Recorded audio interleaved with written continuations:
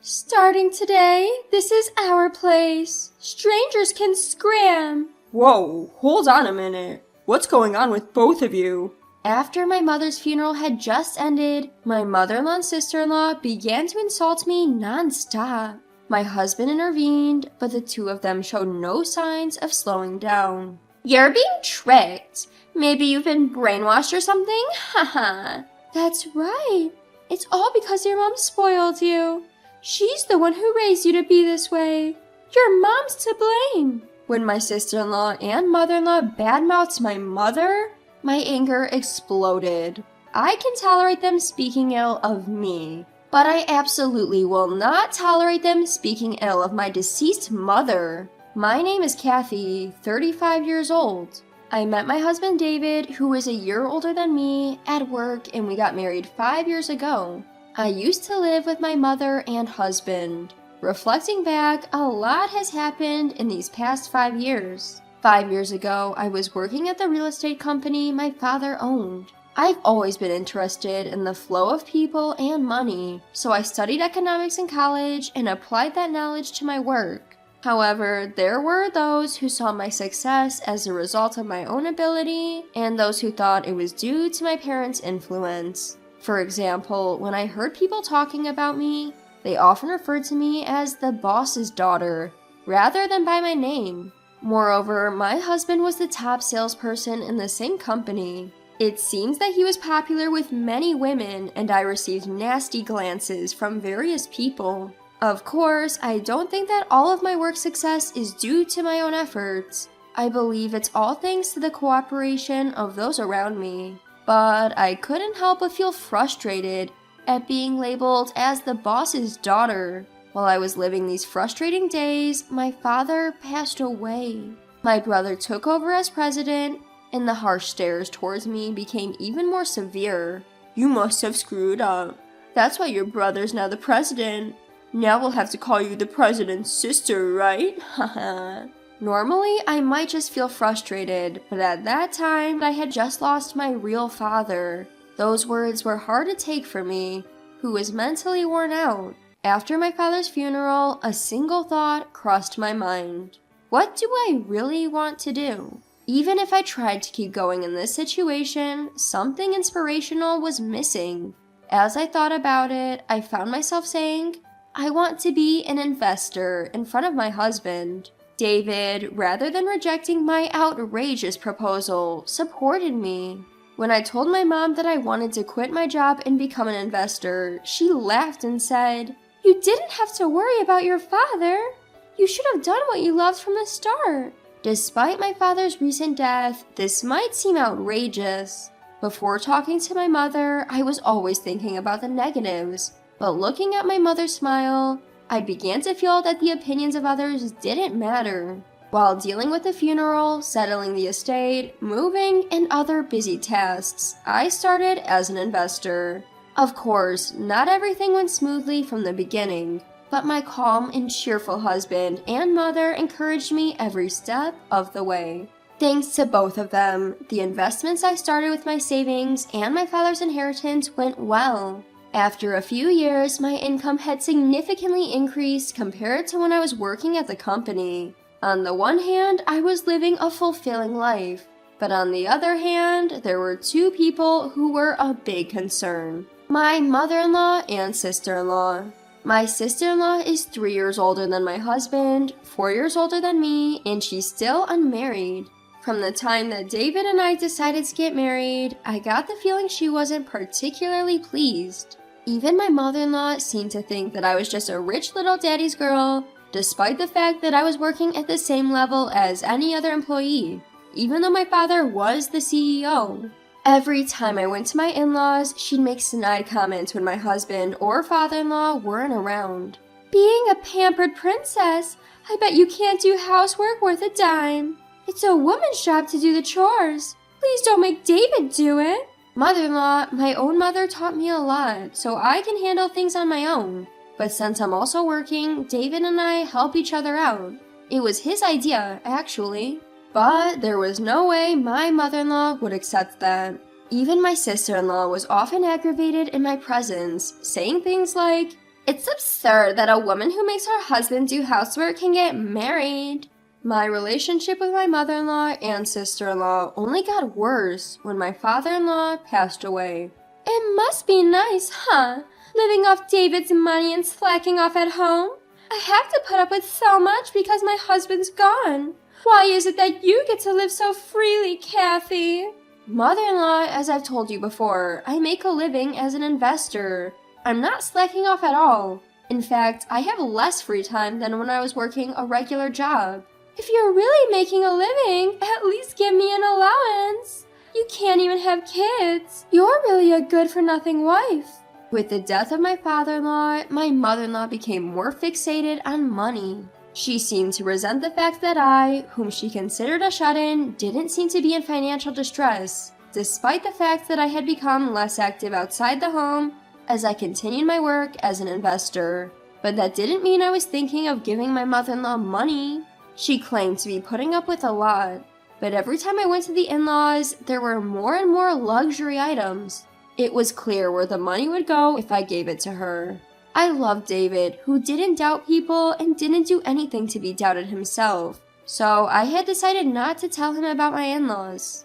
There was one time, however, that I confided in my own mother. Why can't I have children? The uncertainty looming as I approached 35 and the constant questions from my mother-in-law about, when will you have a baby, got to me. Her words calling me good for nothing wouldn't leave my mind, and I ended up letting it out. But my mother just looked puzzled at my outburst. Well, I had you when I was 35, so it's okay. God will give us the right timing, I'm sure. Her words lightened my heart. Since then, even when my mother-in-law mentioned children, I was able to reassure myself children are a gift. Now, after these tumultuous 5 years, things are finally starting to calm down. Then, suddenly, my mother passed away. She had a subarachnoid hemorrhage. Losing my mother, who has always been my beacon of light, plunged me into grief. David, who had lived with me for several years, seemed to be taking it pretty hard too, though he was kind and supportive. The funeral took place before we had fully come to terms with my mother's absence. Many people came to the funeral of my mother, who had worked as an executive at the company my brother took charge of, even after my father passed away. Among them were my mother-in-law and sister-in-law. It seemed they had timed it for when David was away from his seat. There's no need for condolences, right? Without even offering condolences, they started signing the register. I was simply dumbfounded at the insensitivity of my in-laws. And yet, when David returned, my in-laws changed their demeanor in an instant. You may be going through a tough time, but Kathy's shock is probably greater. You should support her, they would say, as if they were considering my feelings. Later, when I was deeply feeling the exhaustion from the past busy few days, the doorbell rang at home. My husband, considerate as he is, answered the door to find my mother-in-law and sister-in-law. Due to David's kind nature, he thought they must have come to cheer me up. David invited the two in without any hesitation. As my mother-in-law and sister-in-law entered the living room, they glanced at me and drew an unpleasant curve on their mouths. And then they uttered words beyond my expectation. From today, this is our home. Outsiders should leave. Mom? David exclaimed in surprise. But my mother-in-law didn't stop talking. Until now, we've put up with you because your mom was here. But now, only unemployed Kathy is left. If you are parasitized by such a woman, you will be ruined. We'll live together with you, so you should divorce Kathy. What are you saying, Mom? At a time like this? And what do you mean by unemployed? I've told you many times that Kathy is an investor. When you say investor, it sounds like she has a proper job. But essentially, isn't she just playing around, buying and selling stocks? I wonder how such a woman can be a wife. You can find a much better wife. Hold on a minute. What do you mean by bad-mouthing Kathy? What do you two intend to say? Kathy earns her own money. Don't call it playing around. You're being fooled. You've been together with Kathy's mother all the time. Haven't you been brainwashed? Haha. That's right. Kathy has become like this because her mom spoiled her. I understand why David wants to defend Kathy. After all, it's her mom's fault for raising Kathy like this. When my sister-in-law and mother-in-law badmouthed my mom, my anger, which had been lethargic until a moment ago, exploded. I can bear with them badmouthing me, but I will never tolerate them badmouthing my mom. Stop speaking ill of my deceased mother. I expressed my anger to its full extent and glared at my mother-in-law and sister-in-law. However, both of them were grinning, showing no signs of fear. Okay, I get it. You don't like us speaking ill of your mom, huh? Haha. Now that the mom who has always sided with you and let you be a shut-in is gone, it must be hard for you to hear the truth. I looked down to see my clenched fist trembling. In order to suppress my own outburst, I took a deep breath.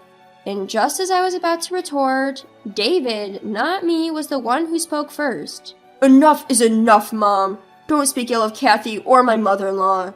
Kathy is not a shut-in. She's a bona fide investor. My mother-in-law and I have been cheering for Kathy's efforts all along. If Kathy was just playing around, neither my mother-in-law nor I would have allowed it. Even my mother-in-law and sister-in-law, and certainly I, couldn't hide our surprise at the usually calm David's low voice. As for my mother-in-law, she seemed unable to digest the situation and began to hastily make excuses. Don't be so angry. Even so, the life Kathy led so far was possible because of your earnings, right? Didn't you let her live a privileged life to the point of buying such a high-rise condo? Poor David. If you live with us, we'll do all the housework. Just give us a small allowance, that's all we need. The rest is... Don't you know, Mom?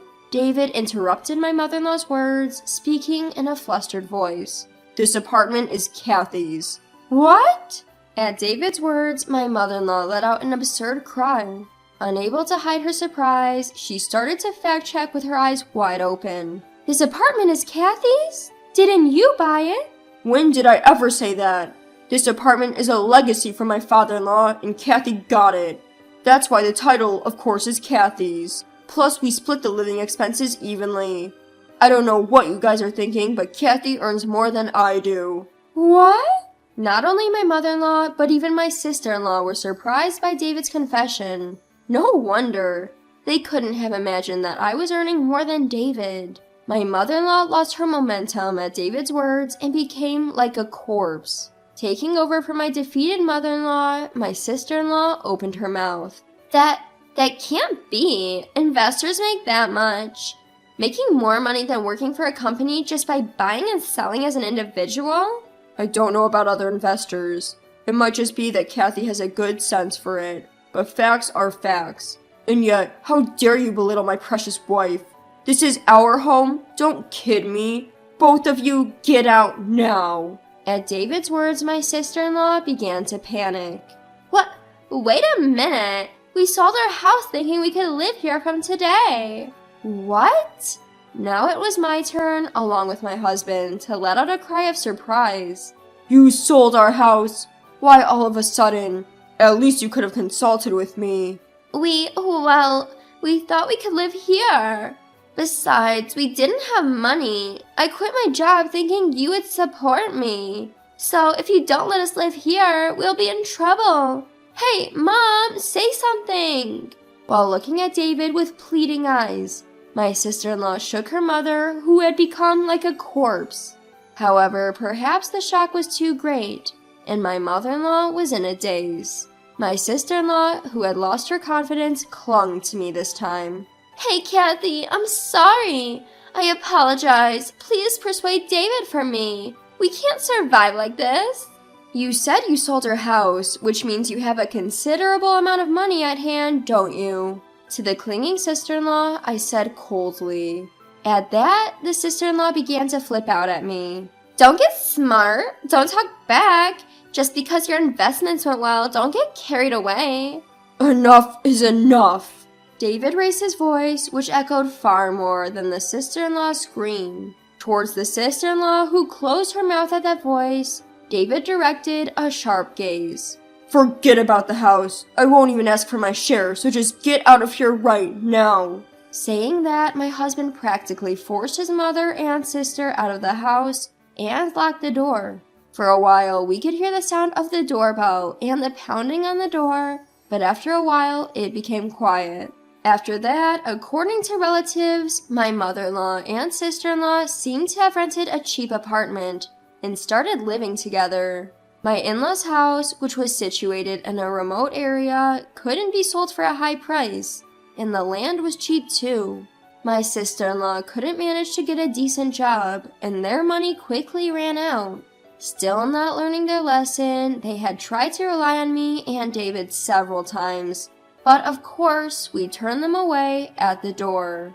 They had sold all the branded goods they owned, and now I hear they are barely making ends meet by working part-time jobs from morning till night. Meanwhile, I've been able to live freely as an investor without anyone around to make nasty comments. And next year, we're planning to add one more member to our family, just as my mother had said. I was thankful to her once again for being blessed at just the right time.